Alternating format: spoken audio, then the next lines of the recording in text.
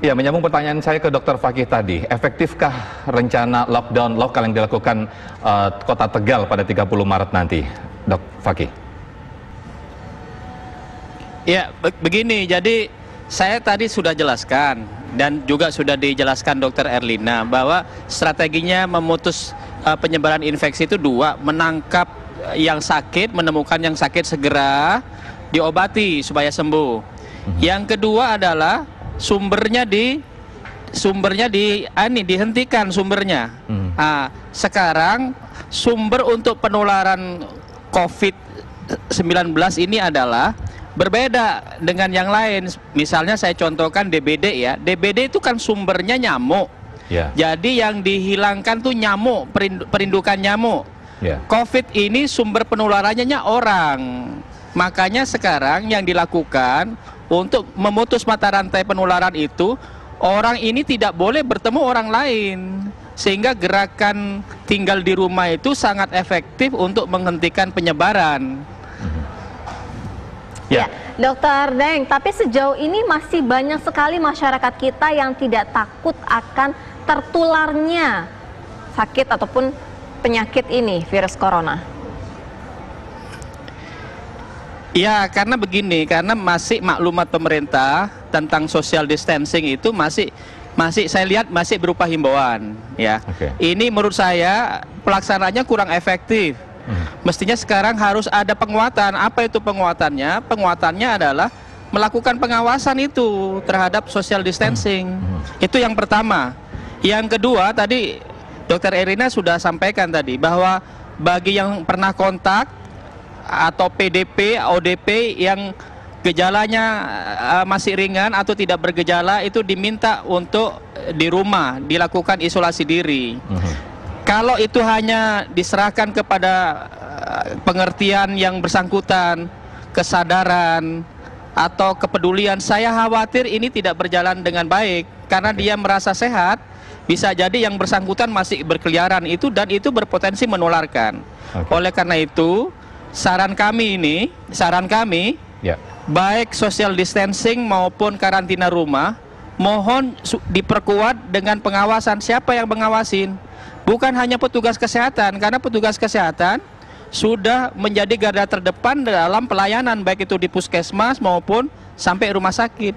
Saatnya sekarang sudah dibantu oleh aparat keamanan sampai tingkat bawah, Babinsa, Babinkam, maupun aparat pemerintahan dari Satpol PP sampai RT RW. Contoh saja ya, contoh ini. Begitu ada pasien positif DBD di rumah sakit, biasanya rumah sakit itu nelpon dinas kesehatan setempat atau puskesmas setempat. Puskesmas kemudian nelpon RT RW setempat. Untuk apa?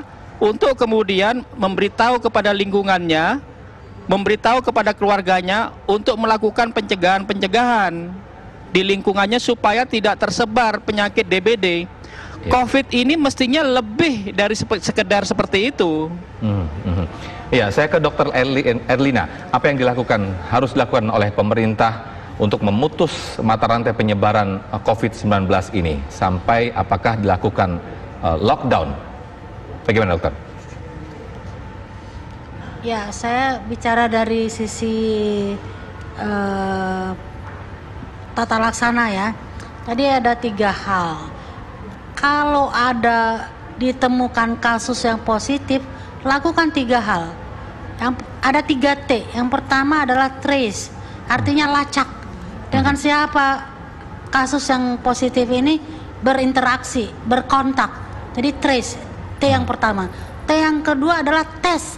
Kalau sudah ditemukan orang yang berkontak dengan yang positif ini, lakukan tes ya, atau diperiksa. Nah, jadi pemerintah harus menyediakan laboratorium atau rumah sakit yang yang mampu melakukan pemeriksaan. Bukan seperti sekarang yang hanya terbatas. Jadi harus di banyak tempat supaya T yang kedua ini bisa terjadi. Jadi di trace, di tes, yang terakhir di treat kalau ketemu positif, diobati. Ya, jadi kalau ketemu satu kasus positif, lacak. Ya, trace itu lacak ya, lacak kontaknya siapa saja. Kemudian semua mereka itu dites, diuji diperiksa swabnya. Kalau positif di-treat, diobati. Jadi tolong diingat 3T, trace, tes dan treat. Iya, Dokter Erlina, tapi kan trace ini tidak mudah karena kalau di saat ini sekarang sudah penyebarannya sangat luas, dari satu ke satu yang lainnya sudah sangat meluas begitu, Dok. Seperti apa sehingga akhirnya bisa makanya ketahuan? Ini perlu, jadi ini makanya perlu peran serta masyarakat yang bukan saja orang kesehatan, mungkin tanggung jawabnya di orang kesehatan untuk melakukan pelacakan ini, tapi juga bisa memberdayakan kader-kader, volunteer-volunteer dan sukarelawan lainnya, bahkan RT, RW, kelurahan itu bisa dikerahkan. Kita harus membuat bahwa penyakit ini bukan suatu aib, tapi hal yang biasa terjadi, bisa diobati dan bisa disembuhkan, sehingga orang tidak menyembunyikan. Sekarang kan orang kalau tahu teman mereka pernah bersama dalam satu kegiatan, lalu tahu temannya sakit, mereka itu pura-pura tidak mau declare gitu. Oh, saya ketemu dia, jadi saya juga mau dites ya. Nah, kalau itu mestinya orang yang positif ini juga dengan jujur mengatakan saya bertemu si ini, sehingga itu bisa dilacak, dan melacak bukan hanya petugas kesehatan, harus dibantu oleh local government, Pemda setempat, RT, RW, kelurahan, kecamatan, atau masyarakat sukarelawan. Ayo bantu, ayo bersama-sama kita cari kontaknya, kemudian pemerintah sediakan alat PCR yang banyak, lakukan tes di mana-mana. Kalau ketemu diobati, karena dengan begini akan ketemu kasus-kasus yang ringan. Jadi jangan sampai kasusnya berat-berat semua. Kalau berat-berat semua, kami di rumah sakit ya kewalahan, kasihan dong sama kita-kita. Iya. Dibantu dong. Betul. Lihat tuh di luar negeri, Pangeran Charles saja declare dia positif. Istri Perdana Menteri Kanada bilang dia positif. Tom Hanks bilang dia positif. Ini lebih mudah karena kemudian dicari, dilacak ya. Baik, saya ke Dokter Fakih. Jangan disembunyikan. Jangan. Iya, saya ke Dokter Fakih. Dokter, untuk di Jakarta sendiri penyebaran corona ini cukup cepat sekali. Apa yang harus dilakukan oleh pemerintah Provinsi DKI Jakarta sehingga ini memutus mata rantai atau minimal memperlambat penyebaran COVID-19 ini? Ya, jadi karena pilihannya ini kan bukan lockdown ya.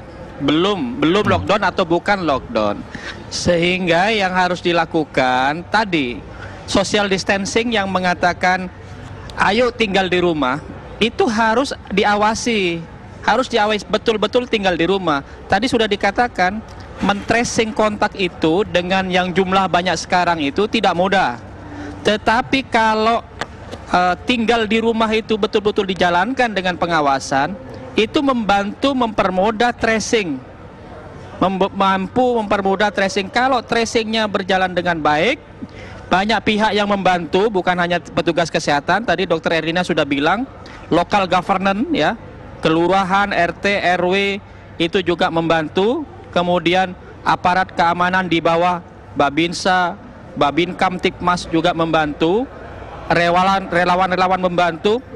Gotong royong ini insya Allah akan lebih efektif memutus mata rantai daripada sekarang kemudian hanya dihimbau, diserahkan kepada kesadaran masyarakat sendiri.